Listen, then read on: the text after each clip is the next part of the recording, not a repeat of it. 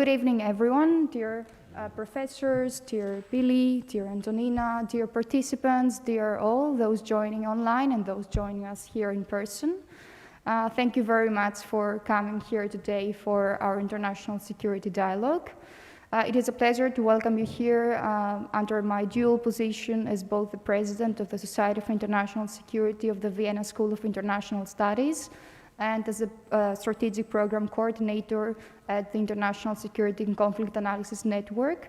As this is an event co-organized by both of these great organizations, it is a pleasure to have you all here, and we are really glad that we have participants joining from Zoom and that we also have people listening to the first part of our event that is now being live streamed through Facebook. So welcome to our virtual audience. We would be happy to have you here, but let's say that the pandemic is making this harder.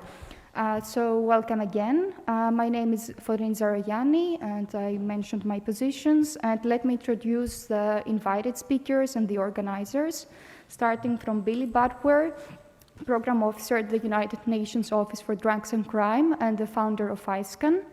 Antonina Kaneyeva, International Security Dialogue Coordinator at iSCAN. And then we have our two great invited speakers, Professor Markus Kornprobst, a Professor of International Relations and Political Science and the head of the Department of International Relations and Political Science here at the Vienna School of International Studies, and Professor Heinz Gärtner, Professor of Political Science at the Department of Political Science of University of Vienna and University of Krems, and the head of the Advisory Board of the International Institute for Peace. Thank you very much for joining us here tonight, and we really look forward to your interventions on our topic. Tonight's International Security Dialogue is an anniversary edition, given the fact that the week of disarmament has just ended. It was the last week of October. So this is why both organizations decided to host this joint event. And our topic and our aim for tonight is to examine both where we stand right now in terms of disarmament efforts, and also to see how can we move forward and what is up for challenges in terms of disarmament.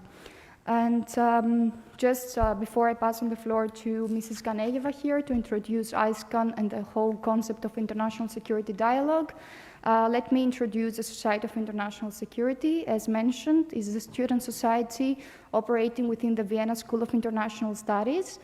And my colleagues, Vasiliki and Salome, who are joining us here today in person, and me serve at the board, and we aim at organizing several academic and practical events with the aim of bridging the gap between young scholars, students at the Diplomatic Academy, and the academia world as a whole, but also the practitioners' world in terms of international conflict and security affairs. Tonight's event, the International Security Dialogue on Disarmament, is a clear example of this approach. So the floor is to Antonina to introduce iSEDIs and iSCAN. Thank you. Is it on? Sound check. Hello, everybody. Good evening. Thank you, Fatsini, for the welcoming remarks. Very happy to have everybody here at the iSEDI on disarmament and international security. Where do we stand and ways to move forward? I would like to say a few words about the organization. iSCAN is an international security and conflict analysis network that was founded by Billy Batware in 2018. It is a Vienna-based NGO that operates on 3 pillars of activities. One of them is the International Security Dialogues, which is the cause why we all gathered here today. Besides that, we have the wonderful SOLVE initiative, and in fact, we just recently finished the SOLVE conference. And we also do the capacity building trainings that are all aimed at ensuring that the SOLVE vision is achieved, which is a world free from violence. About the iSEDI, these are the thematic dialogues that we do in a round table format. They days that we commemorate usually we take from the United Nations International Day Calendar, thus contributing to the awareness raising practices. And so the iSEDI today is going to be our second iSEDI on disarmament, and very happy to have this discussion with you. Thank you very much. And the floor is now to our moderator, Billy Batware.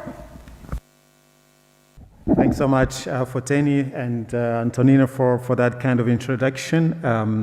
Good evening, colleagues, friends here in the room and online. It's really a pleasure to have another in-person event. This is something that has become of a rarity, I guess, really in the last almost 2 years. So it's really good to see you here in person, joining us for this anniversary iSEDI.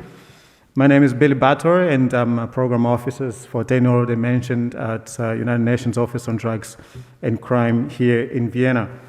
So this iSEDI, of course, is going to be looking at disarmament and international security and where we stand today, but also how we can move forward from here. This dialogue is organized in the context of UN Disarmament Week, which has just passed.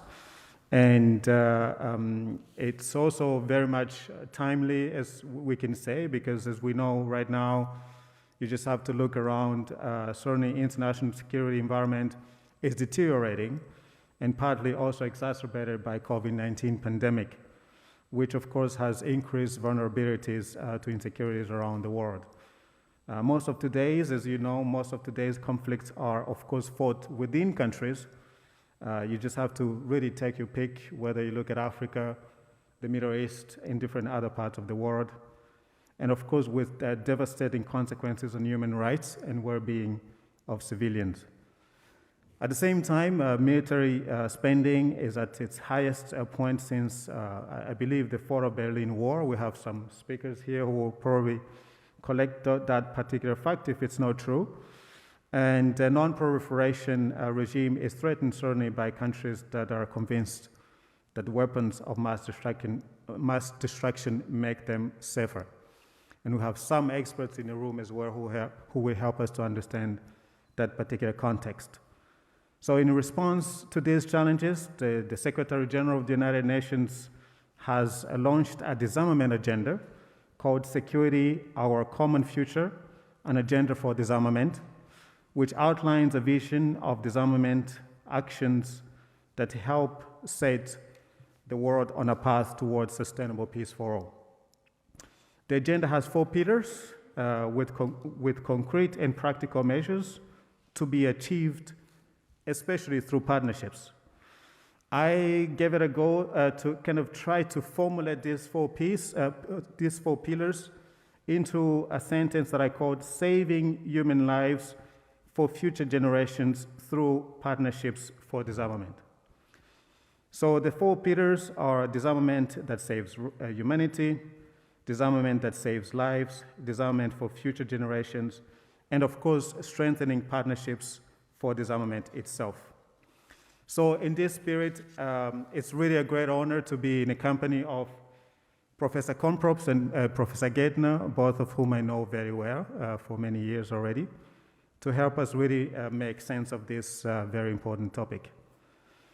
So let me just start with Professor Kornprobst in this particular case. There's Markus, can I call you Markus?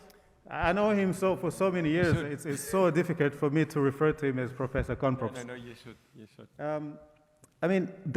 There's probably no need anymore to emphasize or to show the evidence of the impact and consequences of disarmament, especially with regards to the humanitarian consequences of disarmament. So what would you say that keeps you awake at night when you think about disarmament and the consequences of disarmament?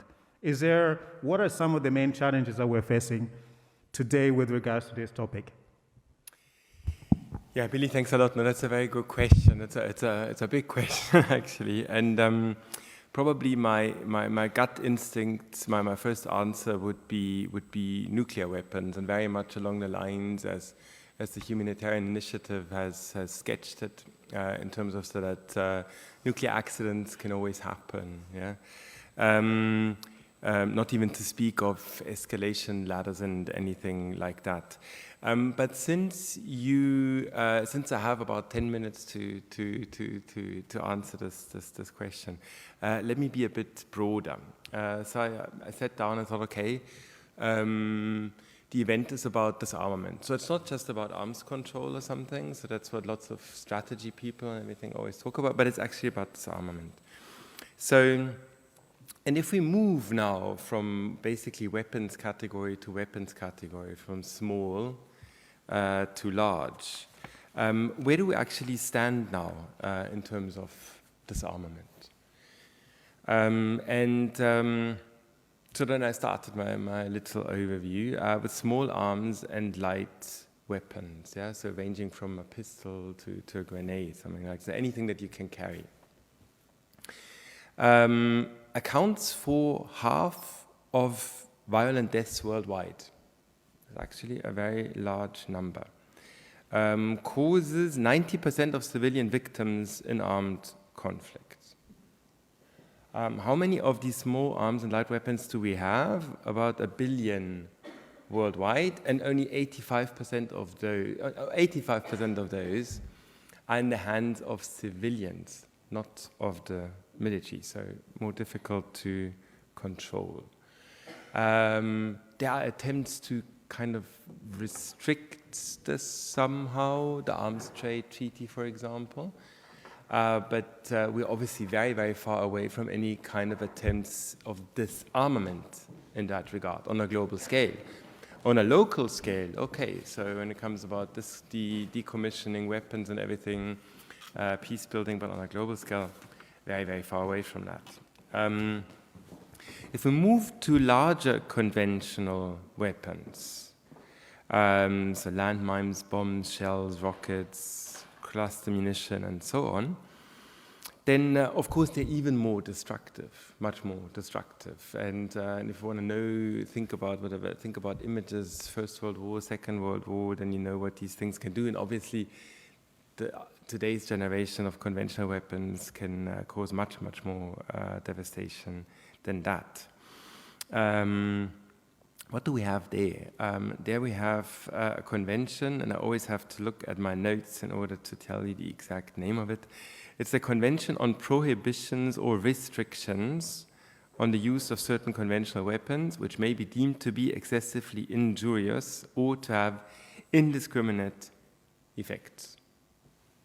So you see already with the title, there's something about prohibition and there's something about restriction.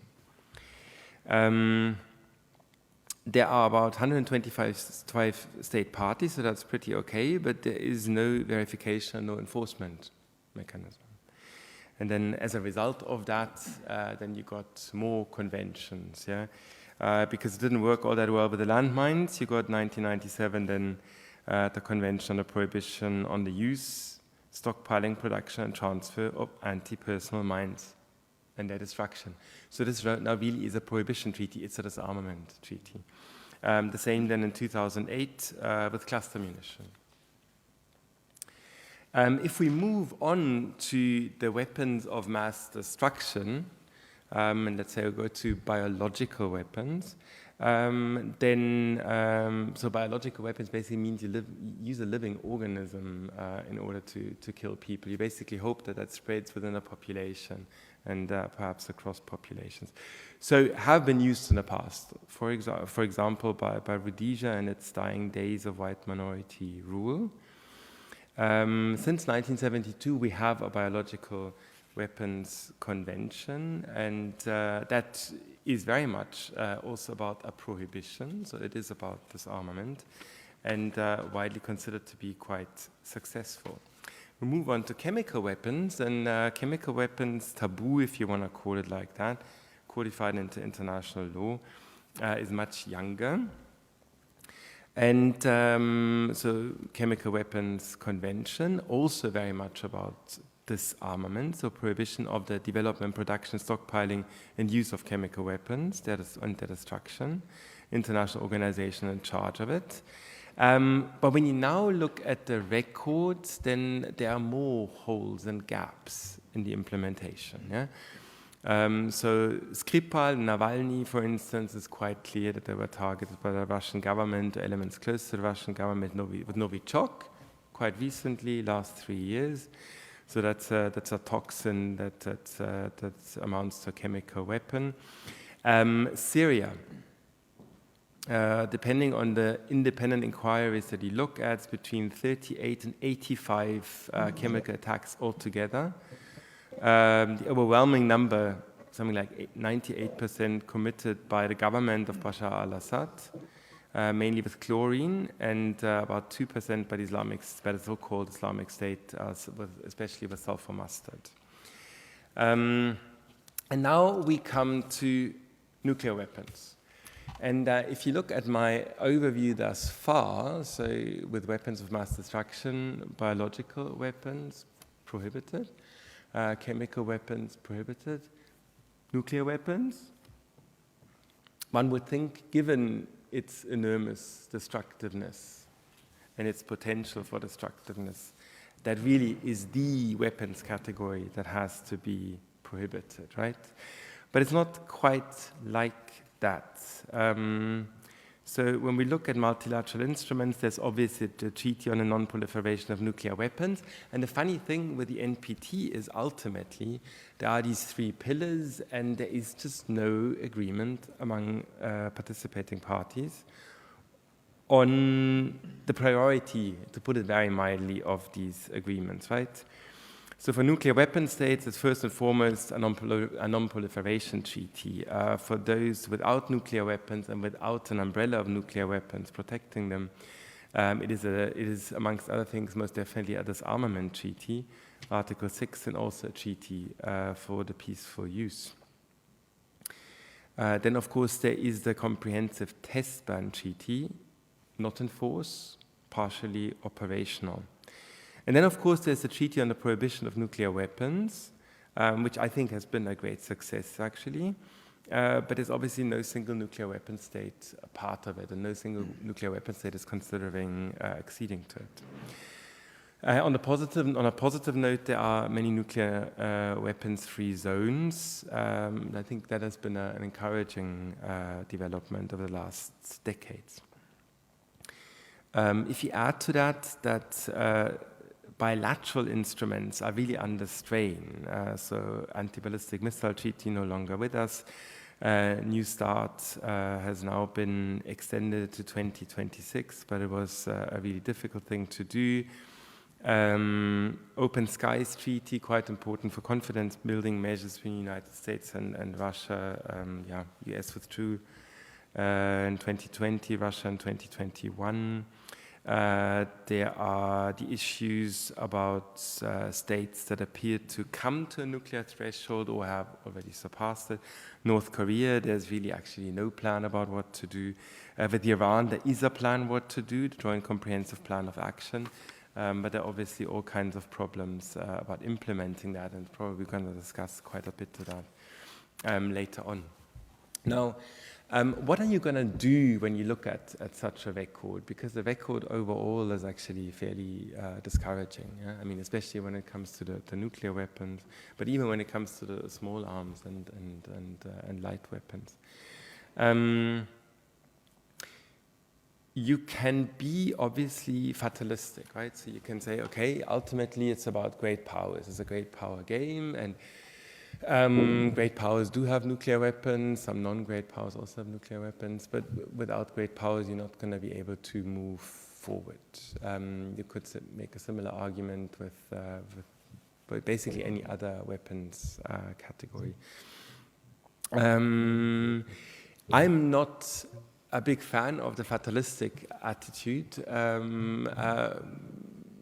First of all, just as a normative hunch, I just don't want to leave politics to the great powers. I think that would be a major problem. And second, also knowing very well that arms control often was initiated by seemingly very, very weak actors. Yeah, So Henri Dunant basically co-founded the International Committee of the Red Cross, and is really behind the Geneva Conventions, Hague Conventions, and all of that, late 19th century, early 20th century. So this whole, all of these instruments of international humanitarian law actually originates from civil society, not from states or something like that. Yeah. And it suggests to me that something can be done. And the most recent initiative of that was applying international humanitarian law to arms control more and more. And you see that very clearly, obviously, in the landmine treaty, then in the cluster munition.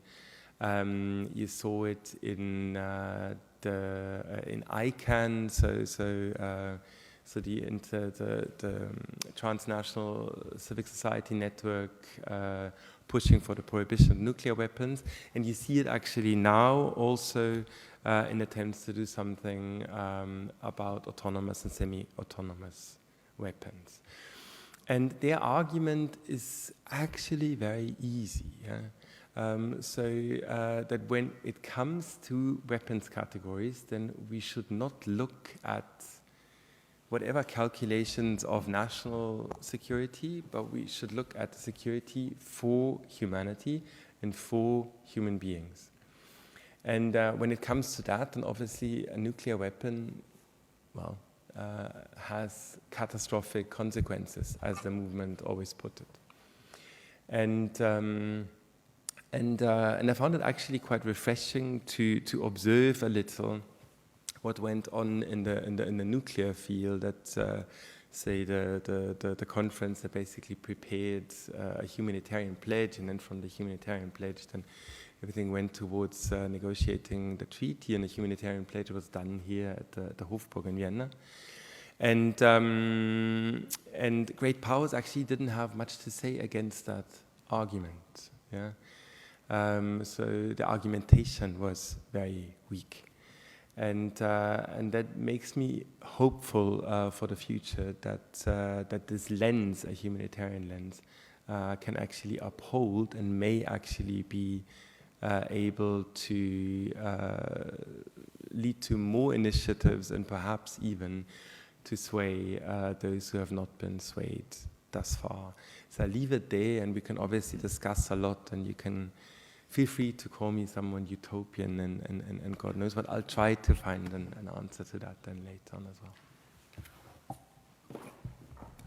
Excellent. Thanks so much, Markus, for that. Actually, you touched on many various aspects, of course, challenging. I think the challenges that you listed certainly keeps us all awake at night, I think, when you think about the consequences of all these types of weapons that we have, many of which, as you said, especially light weapons, conventional weapons that are in the hands of civilians, and we don't really know who of those civilians can use those weapons in a good way, right? So they could also fall in the hands of non-state actors with the wrong intentions for the society. So that certainly keeps us all awake at night. And you touched on many aspects actually of also for question 2 actually. So I hope we have more points to talk about it later on, what actually gives us hope moving forward. So thanks so much, Markus, for that. And Professor Gärtner will help us to, I think, build on the great power point that you were making, focusing on multilateralism. So Professor Gärtner, so, I mean, again, the same question that I posed to Markus, I mean, what keeps you at night when you think about multilateralism itself around the issue of disarmament? As I mentioned before in my opening words, the Secretary General himself observed that one of the main challenges that we face today is that non-proliferation regime is threatened by countries that only believe that weapons of mass destruction, for example, it's just an example of some of the weapons, make them safer. So they do that simply because they think it's a deterrent. Of course, COVID-19 itself has not made this whole multilateral discussion easier, right? I understand that the 10th NPT review conference was postponed already to January next year. So what are the main stumbling blocks that you see in multilateralism towards disarmament? Professor Gärtner. Thank you, Billy. Thank you, Fredini. And I also want to thank your organizers, iSCAN and SIS, for making this possible. I've heard it's the second meeting already you're organizing here. And I'm honored to be part of your second session. I've been asked to talk about multilateralism and disarmament. Billy asked what keeps me awake at night. I will tell you this in a nutshell, but then I will elaborate on this. It's that we are moving towards a world of polarization without multilateralism and without arms control. That's in a nutshell what I'm going to speak about. I will start off where Markus, thank you Markus for giving me the opportunity to continue on your remarks. I will start off where Markus ended, but I will end where Markus started, talking about the more specifics, the nuclear weapons and the weapon system. I promise at the end of my talk I will come more specifically to disarmament and arms race and arms control questions. But first I want to put it in a larger context here. Why do we have all these weapons, and why do we have this arms race, and why do we have this modernization of, especially now, nuclear weapons? So after the end of the Cold War, after this, what political scientists called bipolarity, there were various concepts out, especially among American scholars, what would be the world we are moving towards. So there was this concept more by this realist school. We have a unipolar moment, unipolarity with the US at the top, but then say, no, we are more moving towards multipolarity.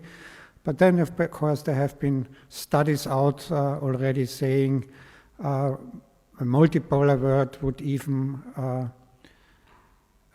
be an incentive for even more arms race, because you have more poles and not only two as we had during the Cold War.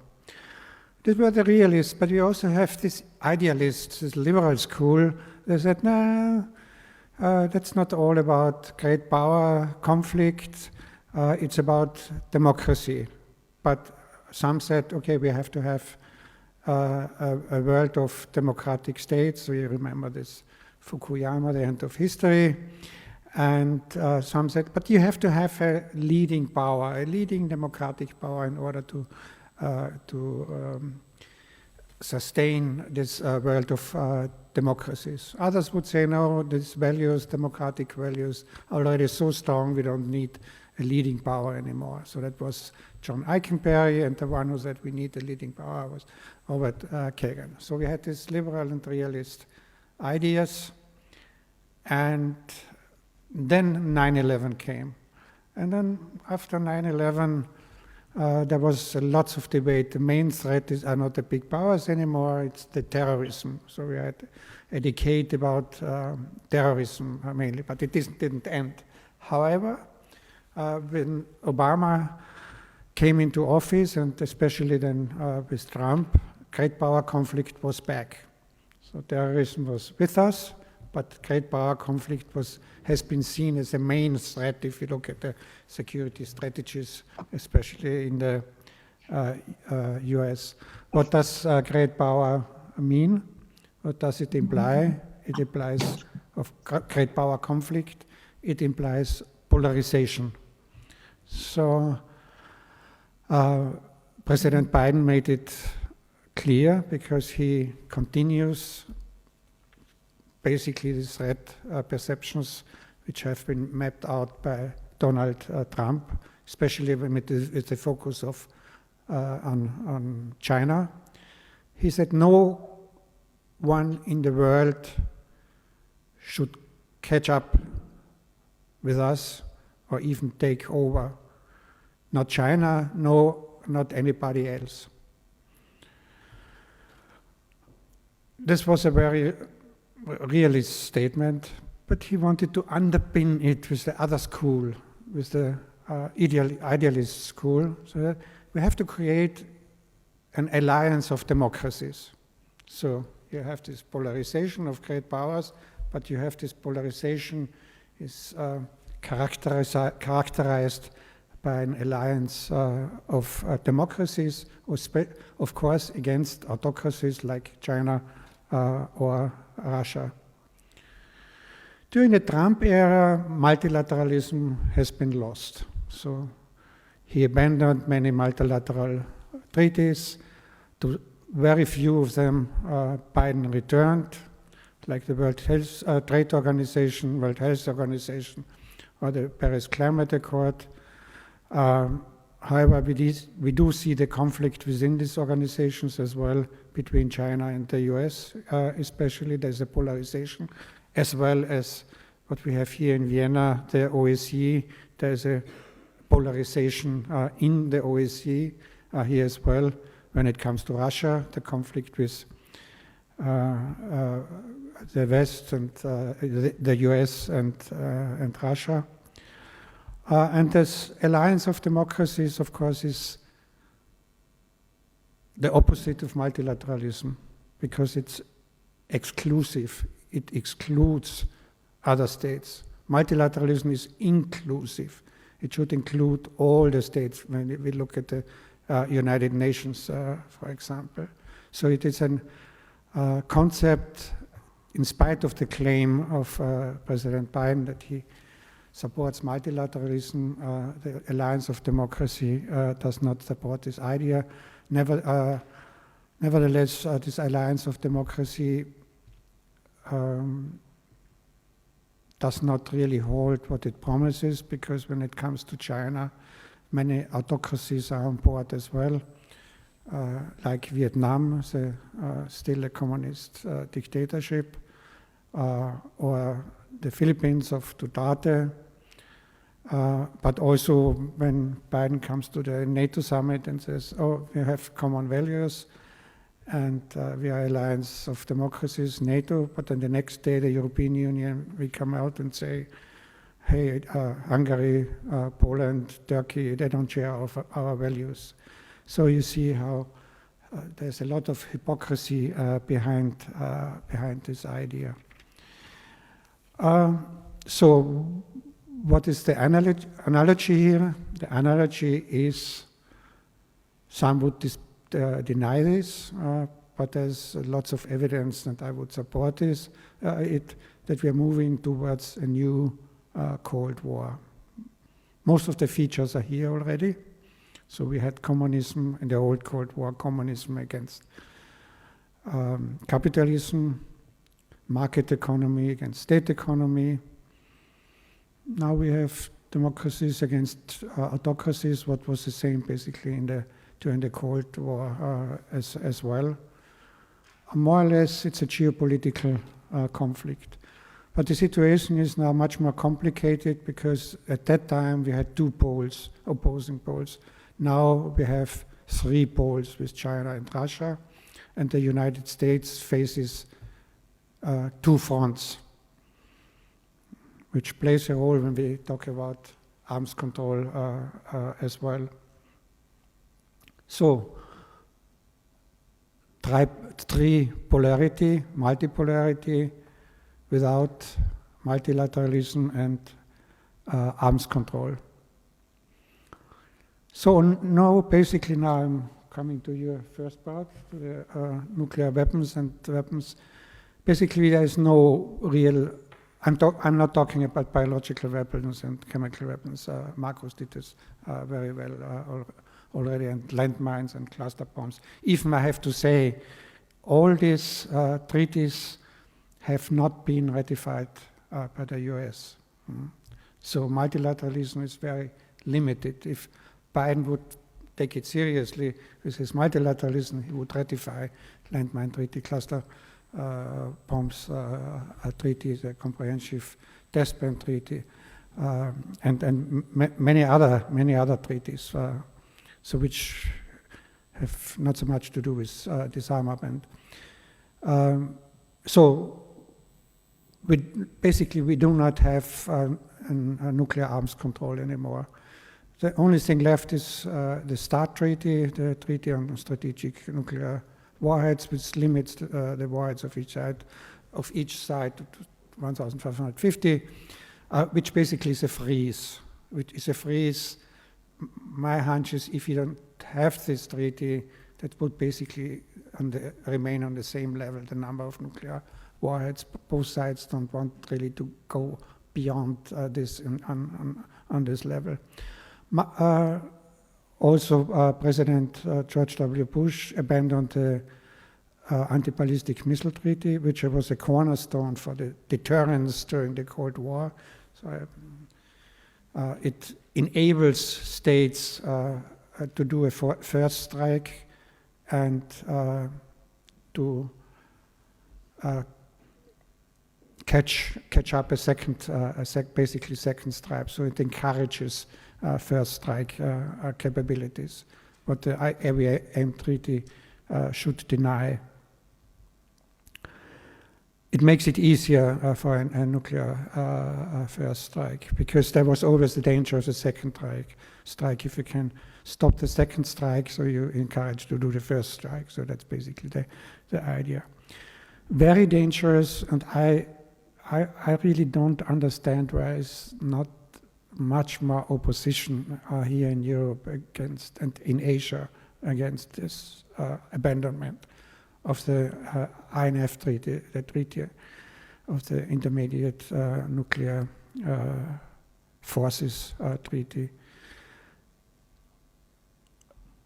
It's a long story, but it was basically concluded between Reagan and Gorbachev, because Europeans said, if you have these middle-range nuclear weapons deployed in the Soviet Union and in Western Europe, the nuclear powers would limit a nuclear war on European territory. That's not excluded, but the chance that it will not escalate to their territories is much higher.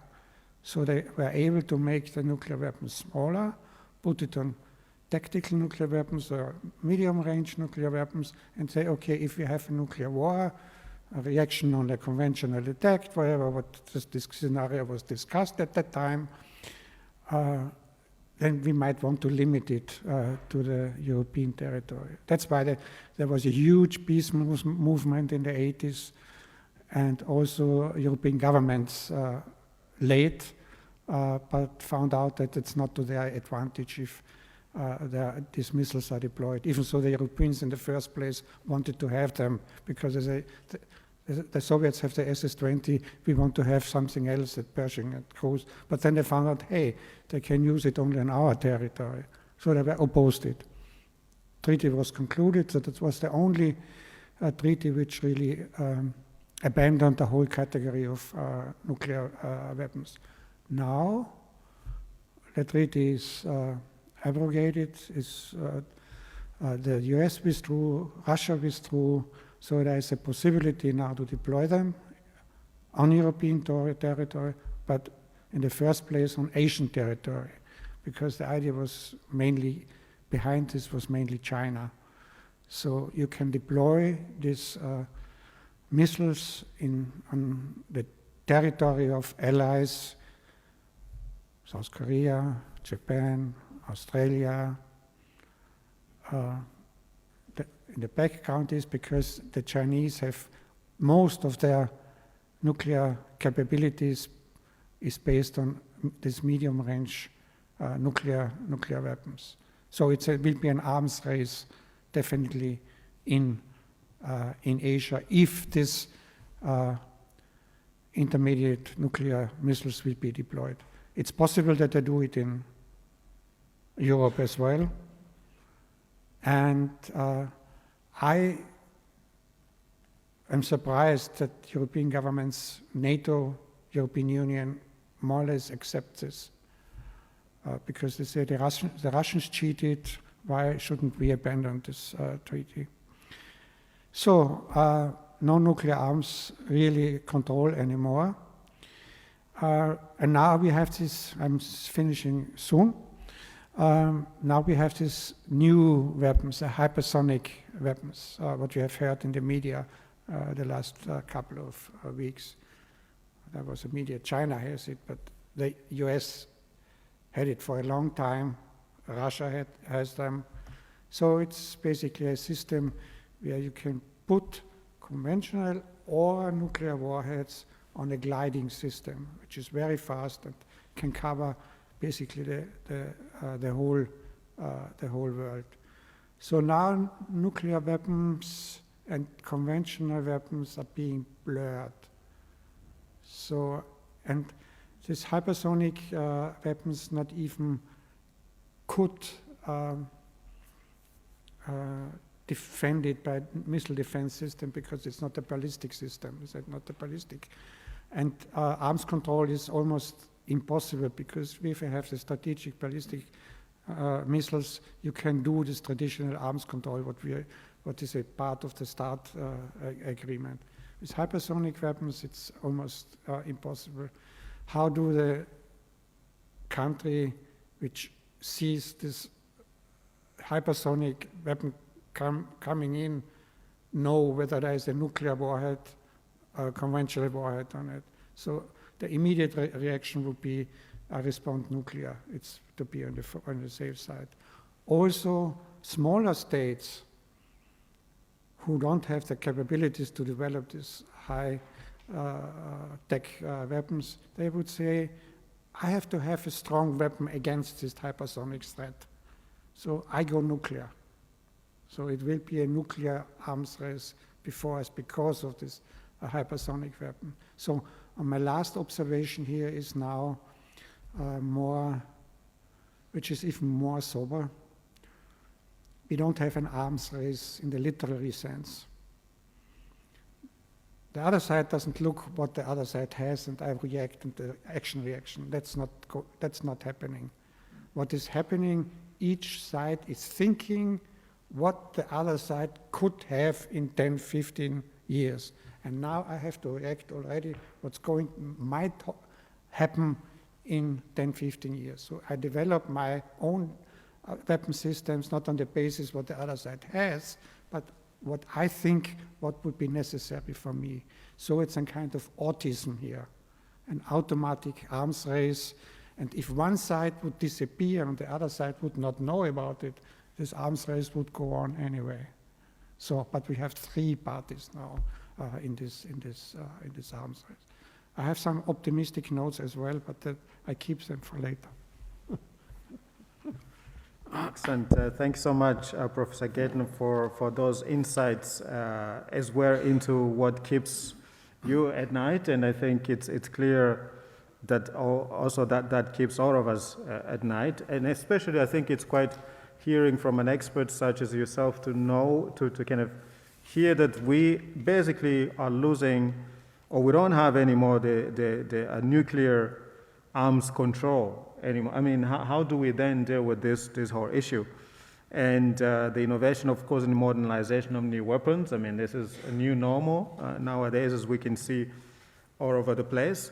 And as you were talking about the alliance of democracies that includes only a small part of the players involved in this, I was thinking it's almost like a club, an inclusive club of the exclusives, basically.